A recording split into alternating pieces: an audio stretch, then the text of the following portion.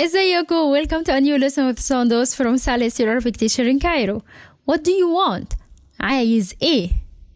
So what do you want in Egyptian Arabic means عايز ايه if you are talking to man. If you are talking to woman, it has to be عايزة ايه. Okay?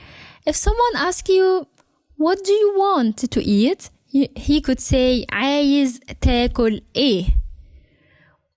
What about if he told you, what do you want? Coffee or tea? So here you could say عايز ايه?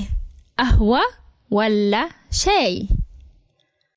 If you're so busy and someone talked to you and you would like to tell him, what do you want now? I'm busy. So you could tell him عايز ايه دلوقتي? عايز ايه دلوقتي؟ أنا مشغول. عايز ايه دلوقتي؟ أنا مشغول. مشغول. Okay? Also, you could say, what do you want from him? عايز ايه منه? عايز ايه منه? That's in case you are talking man. If you would like to say, what do you want from her? So you could say, عايز ايه منها? عايز ايه منها? So see you next lesson. If you have any question, let me know. Thank you for your listening and see you next time. مع السلامة.